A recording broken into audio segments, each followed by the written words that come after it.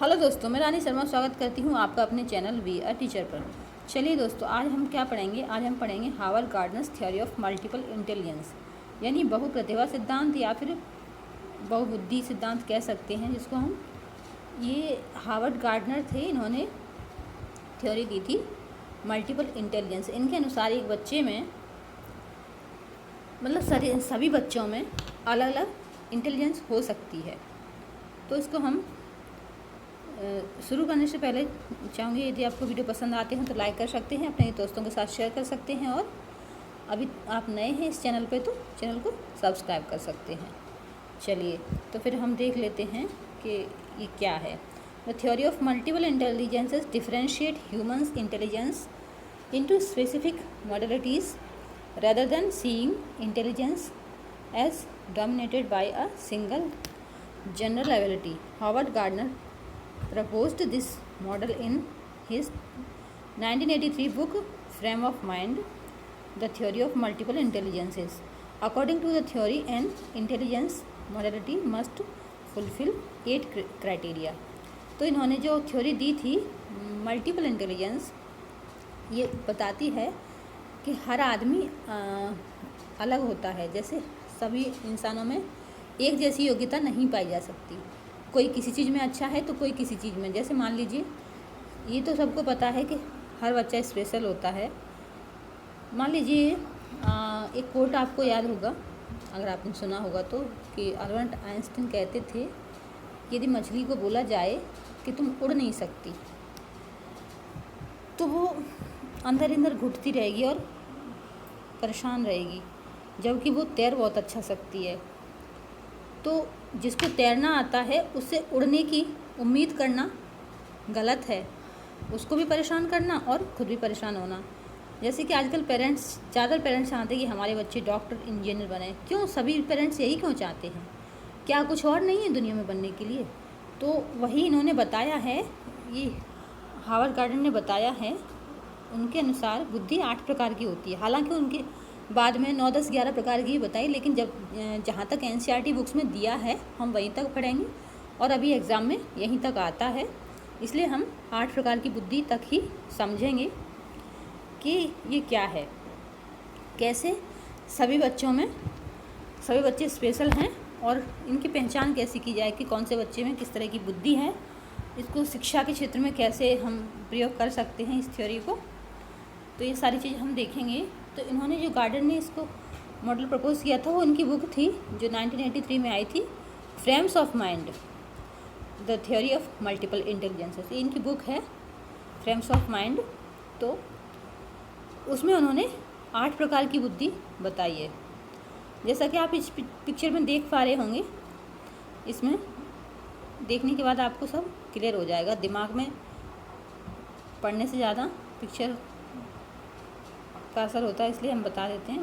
मैं बता रही हूँ कि जैसे कैसे 8 प्रकार की, जैसे कोई बच्चा है, कानेस्थेटिक से स्टार्ट करते हैं। किसी की अंदर कानेस्थेटिक बुद्धि, बॉडीली कानेस्थेटिक जिसको बोलते हैं, ये वो लोग होते हैं जिनकी बॉडी बहुत ही एक्टिव होती है। जैसे डॉक्टर हैं, सर्जन कह सकते हैं, सर्जन, या एथलेटिक्स हैं, या डांसर हैं। तो ऐसे लोग जिनकी बॉडी ज़्यादा एक्टिव हो उन्हें बॉडीली कानेस्थेटिक कहा जाता है। फिर दूसरी है, तो कई सारे लोगों में इस तरह की बुद्धि पाई जाती है तो वो इस क्षेत्र में अच्छा कर पाते हैं। तो आप सोचो कि इनको कुछ और उम्मीद करें इनसे, तो वो उनसे नहीं हो पाता है, तो मुश्किल हो जाती है। बच्चों के लिए भी मुश्किल हो जाती है, पेरेंट्स को भी लगता है हमारा बच्चा कैसा है। तो ऐसा नहीं करना चाहिए। हमें समझना चाहिए कि हमारे बच्चे में किस तरह की बुद्धि है, उसी हिसाब से उसको हम गाइड करें और उस क्षेत्र में उसको करने दें, ताकि उसका मन भी अच्छे से करे उस काम को। दूसरी है लिंग्विस्टिक। ये वो लोग होते हैं जैसे पोइट है, राइटर है, ऑथर, या जिनको बोलने में अच्छे भाषण दे सकते हैं जो लोग, वो इसमें आते हैं। उनकी बुद्धि ऐसी होती है। नेता वगैरह भी कह सकते हैं, सिंगर। अब ये थर्ड है म्यूजिकल। तो जिसके अंदर म्यूजिकल बुद्धि होगी, जैसे सिंगर हो गए, उनको अच्छे से, अभी मैं इसको सिर्फ समझा रही हूँ, पिक्चर के थ्रू आपको याद रह जाएगा और बाकी डिटेल में भी पढ़ेंगे। और चौथी है नेचुरलिस्टिक, मतलब जिसको नेचर से प्यार है, प्रकृति प्रेमी जो होते हैं ना, जैसे गार्डनर कृषक या बॉटनी जूलॉजी जो पढ़ते हैं समझते हैं, वो लोग इसमें आते हैं। फिर है लॉजिकल, जो लॉजिक लगाते हैं हर चीज़ में, जिनका तर्क करने में जिनकी बुद्धि अच्छी होती है उनके अंदर लॉजिकल बुद्धि होती है। फिर है इंट्रापर्सनल। अब इंट्रापर्सनल और इंटरपर्सनल, ये दोनों इस पिक्चर के माध्यम से आपको कभी भूलेंगे नहीं, इसलिए मैंने इसको डाला है। जैसे इंट्रा मतलब जो व्यक्ति अपने आप को बहुत अच्छे से समझता है, उसके अंदर होगी इंट्रापर्सनल। और जो व्यक्ति दूसरों को अच्छे से समझता है, जैसे साइकोलॉजिस्ट हुआ, काउंसलर हुआ, जो देखते ही दूसरों को बता दे कि ये कैसा है, तो वो उसके अंदर होगी इंटरपर्सनल। तो इस चीज़ में ना कंफ्यूज नहीं होना, क्योंकि ये दोनों वर्ड मिलते जुलते हैं, इंटर और इंट्रा, इसलिए हमें इंटर किसी चीज़ से रिलेट करना चाहिए। जैसे इंटरसिटी बस होती हैं, एक स्टेट से 2 स्टेट में चलती हैं, मान लीजिए, तो आप इसको ऐसे कर सकते हो कि इसमें जो इंटर है ना, उसमें 2 लोग चाहिए, तभी हम उसको सामने वाले को समझ सकते हैं। और जो इंट्रा है, इंट्रा में अपने अंदर सिर्फ अपने आप को, खुद को जो बहुत अच्छे से समझते हैं, खुद के बारे में जो अच्छे समझते हैं, वो होते हैं इंट्रापर्सनल उनके अंदर। फिर है विजुअल, जिसको स्थानिक भी कहते हैं, जिनको जैसे स्पेशल बुद्धि भी कहते हैं, जैसे एस्ट्रोनॉट होते हैं, और मैप वगैरह जिनका मैप अच्छा होता है, या मान लीजिए एक बार कहीं किसी रास्ते से गुजर गए तो उनको वो रास्ता हमेशा के लिए याद रह जाता है, तो ये उस तरह की बुद्धि है। फिर चलिए हम फिर इसको थोड़ा डिटेल में समझ लेते हैं कैसे।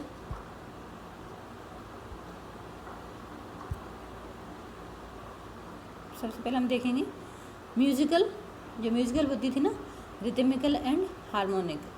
तो इसमें क्या है, this area has to do with sensitivity to sounds, rhythms, tones and music. Peoples with a high musical intelligence normally have good pitch and may even have absolute pitch and are able to sing, play music instrument and compose music. They are have sensitivity to rhythm, pitch, matter, tone, melody और timber.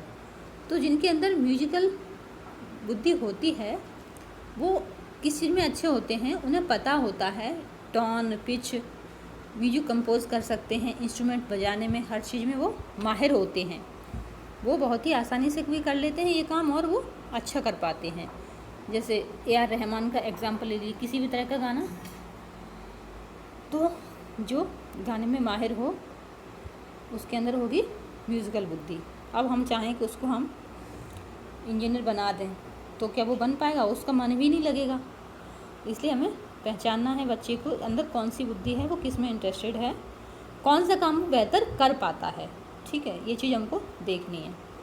फिर है visual special, जिसको हम कहेंगे ये special, वही स्थानिक, अभी हमने बताया स्पेस से रिलेटेड होती है, आकाशीय जिसको हम बोलते हैं।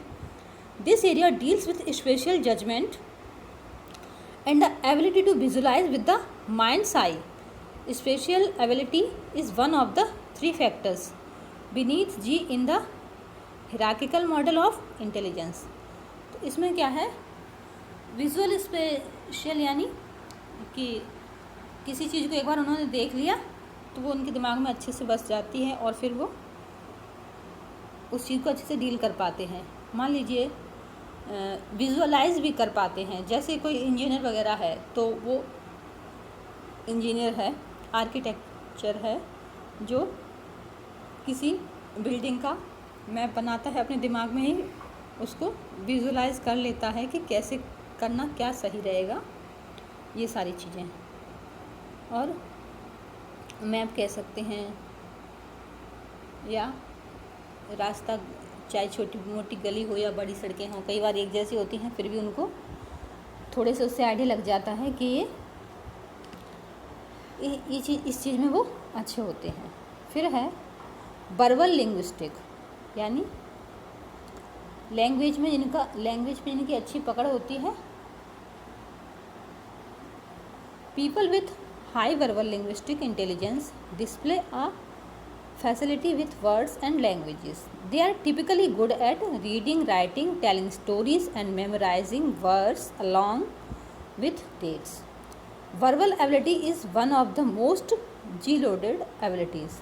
तो G फैक्टर, S फैक्टर, दो तरह के फैक्टर होते हैं, इनके बारे में हम पढ़ेंगे। किसने दिया था?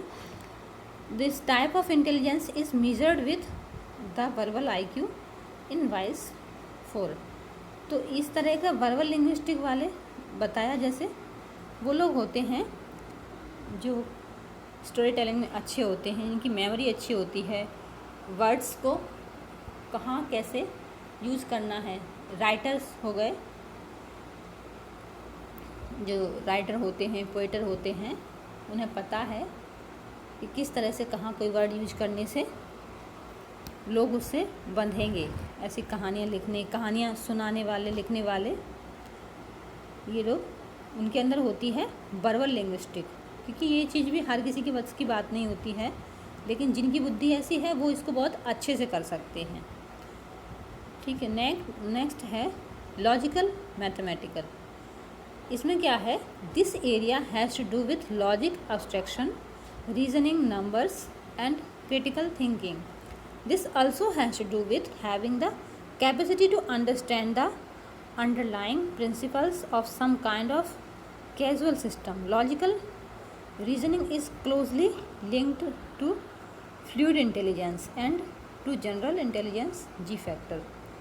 तो लॉजिकल मैथमेटिकल कह सकते हैं जिसको हम। इसमें क्या है, इन लोगों के अंदर जो बुद्धि होती है वो मैथ में काफ़ी अच्छे होते हैं, लॉजिक में काफ़ी अच्छे होते हैं। जैसे साइंटिस्ट हो सकते हैं, मैथमेटिशियन हो सकते हैं, आपके मैथ टीचर भी हो सकते हैं। वो कई तरह से एक ही सवाल को हल कर रहे हैं लॉजिकली। उनका IQ काफ़ी अच्छा होता है। ठीक है। फिर है बॉडीली काइनेसिस्टिक, ये वही आ गया जिसमें हमने बताया था, अभी थोड़ा देख लेते हैं। The core elements of the bodily kinesthetic intelligence are control of one's bodily motions and the capacity to handle objects skillfully. मतलब इनके अंदर ऐसी कैपेसिटी होती है, वो किसी भी ऑब्जेक्ट को काफ़ी अच्छे से स्किल के थ्रू हैंडल कर सकते हैं। जैसे बताया, एक सर्जन है तो ऑपरेशन करता है तो उसमें कितनी सावधानी बरतनी होती है कि कहीं हल्का भी, थोड़ा सा भी गलत जगह से कट गया या कुछ हो गया तो बहुत मुश्किल हो सकती है। तो कितना स्किल लगती होगी उसमें, कितना कॉन्शियस लगता होगा, आप खुद ही सोचिए। तो उनके अंदर कैसी बुद्धि होती होगी। तो वही बॉडी काइनेस्थेटिक कहलाते हैं। फिर Gardner elaborate to say that this also includes a sense of timing, a clear sense of the goal of a physical action along with the ability to train responses. तो इसमें क्या है, athletics भी हो सकते हैं, इन्हें पता है ये इतने टाइम में इतना काम करना है, काफ़ी एक्टिव होते हैं। फिर है people who have high bodily kinaesthetic intelligence should be generally good at physical activity such as sports, dance and making things. तो वही बात सेम फिर से कि काफ़ी एक्टिव होते हैं स्पोर्ट्स में, डांस में, मेकिंग थिंग्स, चीज़ें बनाने में फटाफट से कर लेते हैं। जिनकी बॉडीली काइनेस्थेटिक बुद्धि जिनके अंदर पाई जाती है वो ये काम बहुत आसानी से और अच्छे से, बहुत बेहतर तरीके से कर सकते हैं। फिर है Gardner believes that careers that suit those with high bodily kinaesthetic intelligence include athletes, dancer, musician, actors, builders, police officers and soldiers. Although these careers can be duplicated through virtual simulation, they will not produce the actual physical learning that is needed in this intelligence. वही same फिर से, तो इसको हम फिर next है interpersonal. अब interpersonal से आपको याद होगा बताया था, इंटरपर्सनल में क्या है, जो दूसरों को बेहतर समझते हैं।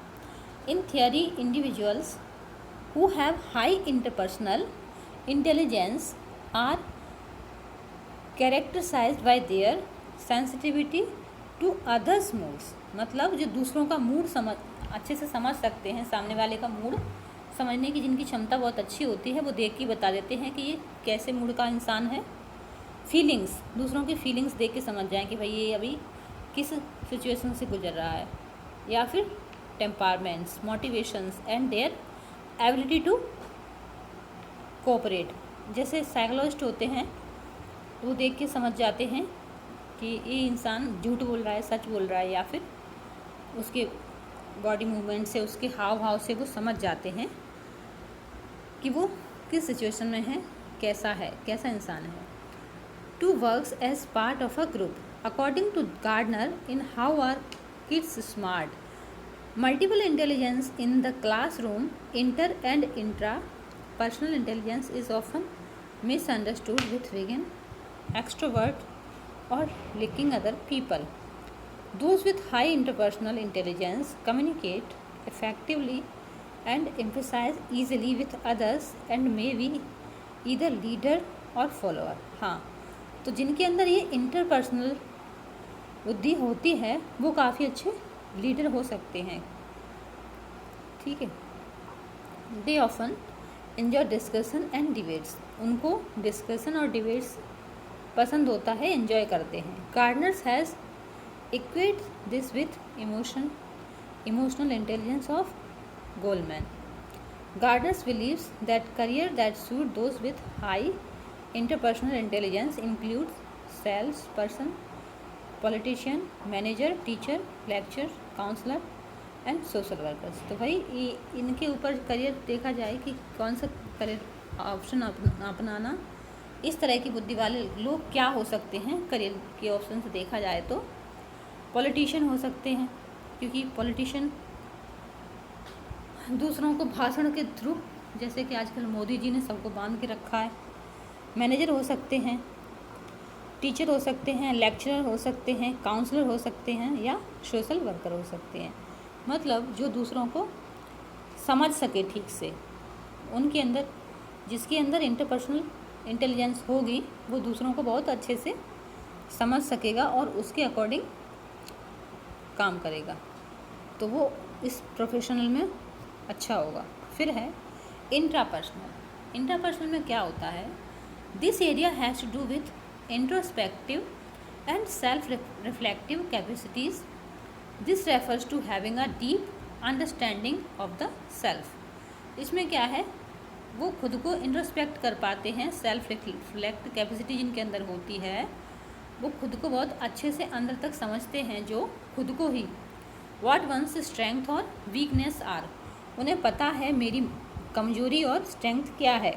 What makes one unique being able to predict one's own reactions और इमोशंस।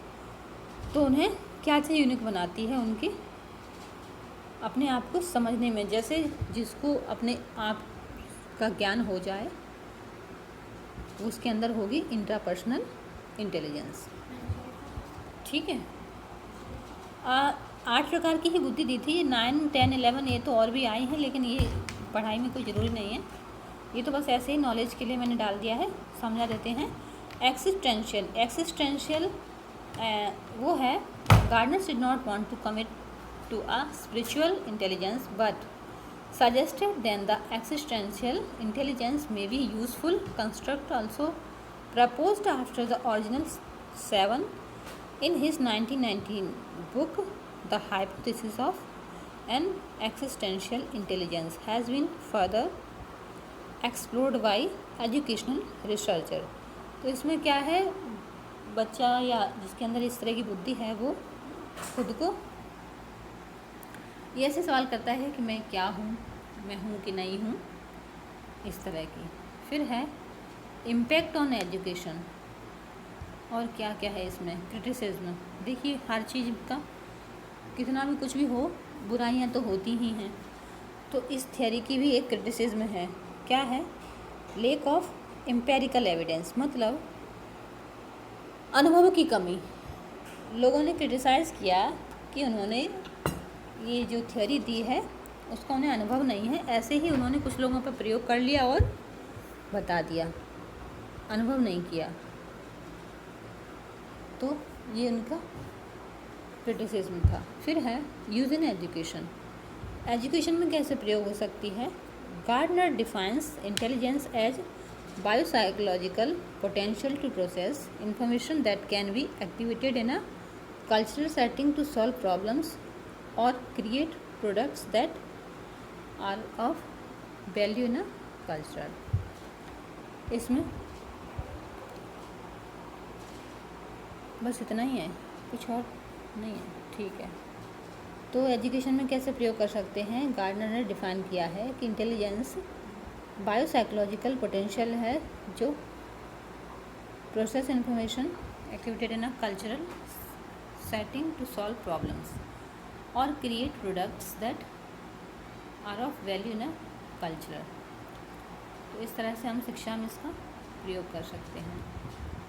अब यदि इसमें कोई चीज़ ऐसी रह गई हो जो आपको समझ में ना आई हो तो आप कमेंट कर सकते हैं, और वीडियो पसंद आया हो तो लाइक कर सकते हैं, अपने फ्रेंड्स के साथ शेयर कर सकते हैं, और इससे रिलेटेड कोई भी क्वेश्चन हो, कोई भी क्वेरीज हो तो आप पूछ सकते हैं।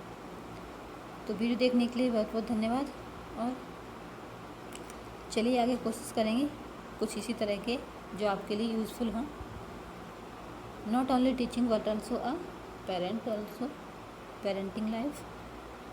तो आज के लिए धन्यवाद, थैंक यू सो मच।